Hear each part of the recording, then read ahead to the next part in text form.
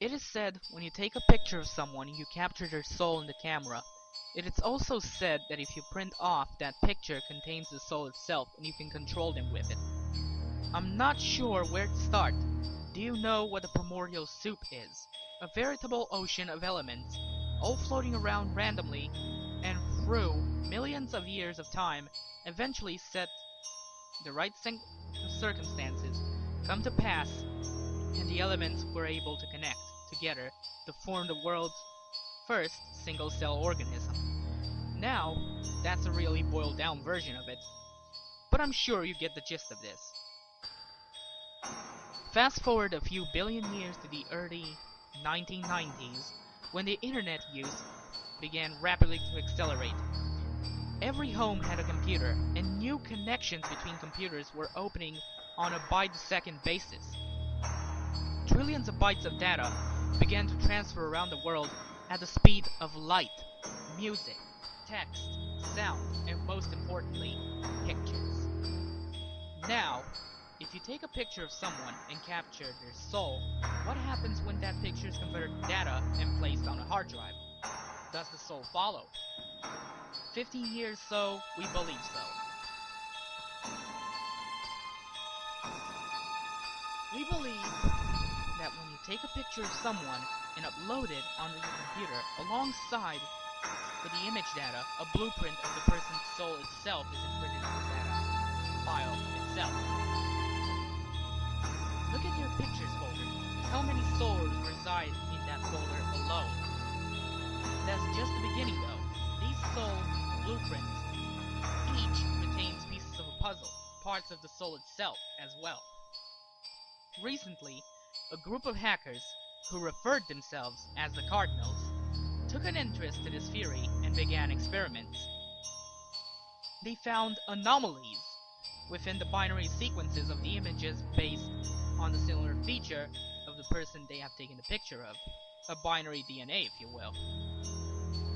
Now these hackers had come to possess a set of three extremely important data files. One is AVI, one JPEG, and one MP3. Each of which possess interesting unexplainable qualities. First, Cradle.avi depicts what happens to be a group of teenagers with a low-quality video camera exploring the basement of a house. The quality of the video is distorted completely, beyond any comprehensibility, and the video is very low quality. For most of the video, the camera is passed around the group, handed back and forth, and jerked around too much to make anything noticeable out. But near the end, the camera turns at an odd angle, and you can semi-clearly see a young girl standing in a corner, facing the wall. Her hair is long and black, and she's wearing some sort of white dress. You can only see her for a split second, but many people who have seen the video claim that there's just seems something wrong with her. A bit deformed, but not the way anyone can explain. But the truly peculiar property of this video is what happens when the user's computer at the end of it. On the last second of the video, if not already, so the video will force full screen itself. Along with this, you're left with 1 second looping clip of a window in a wall. It loops 15 times, and then the girl is seen again, standing on the other side of the window with her back to the viewer, slowly wavering back and forth. After a few moments, the video ends and the user computer permanently shuts down. An inspection has shown that the entire registry becomes completely corrupt, requiring the user to do a total wipe and reinstall. The second file is known as needles.mp3. This sound file, when played, plays for about approximately 3 minutes. It is extremely distorted. One can occasionally make out some form of voice talking, but most of the sound is some form of growling, rolling, cracked roar. The users who listen to this file often experience extreme nausea and lose of balance for a brief period of time. The final file, is known as burningman.jpg.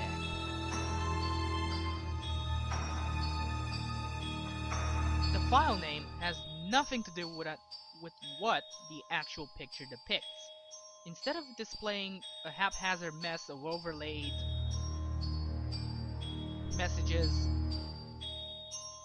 of dolls and hallway, there just seems to be an image of a man standing with his head cast down in the background, but the image is too distorted to make anything out, much like the other files. The image, when downloaded and opened on a user's desktop, will proceed to stay permanently open on whatever the program is open through. Not only that, the program becomes disabled. Nothing else happens. The image just permanently sits there on your desktop, unclickable, unminimizable, and you're just left there with the man's invisible gaze staring at you. From what the group of hackers were able to discern, this file seems to have precompiled into the data somehow along the lines of CMDLW. Yet as complex and intricate as the problem is, it works across all OS platforms. No one knows who the creator is. In fact, few people have heard of it, as the file is uncopyable nor sendable.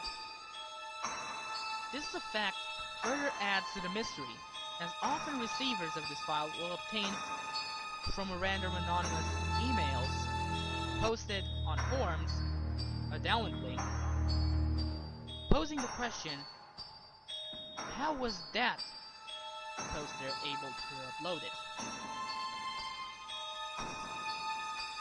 If you see any of these files, refrain from downloading any of them. They'll have very detrimental effects on your computers. From practically taking out your whole registry, corrupting System 32, freezing your mouse, or crashing your computer. Now onwards. This group of hackers, the Characters, took to analyzing these free files and comparing their odd behavior. They heard of such other odd files and images, but they were never able to get their hands on them, at least as far as we know. Though, rumor states that in fact they were able to locate and collect all the known files like the original Smile.jpg, Barbie.jpg, even Suicide Mouse AVI. Not even the grifter was able to escape their grasp, rumor states. But rumor also states that a grifter video even exists. But that's another story. Nonetheless, all these files in hand, the group lined up the files and began meticulously work through the binary 1 0-1 at each at a time, checking for similar strains and series of binaries that matched.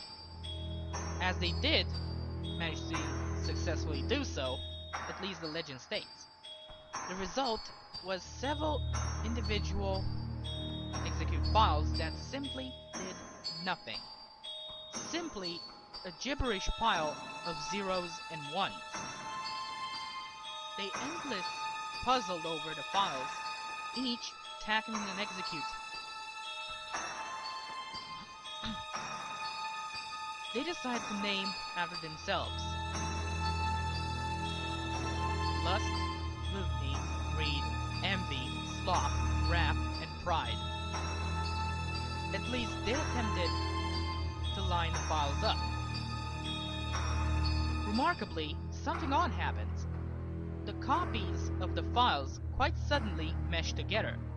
The result is one single complete execute, already named Barely Breathing.exe.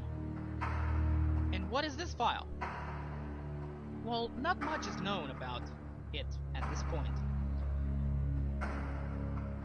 they were too smart just to execute it. They analyzed the file every possible way. Hex, binary, conversions, anything to figure out what this odd file would do, to no avail.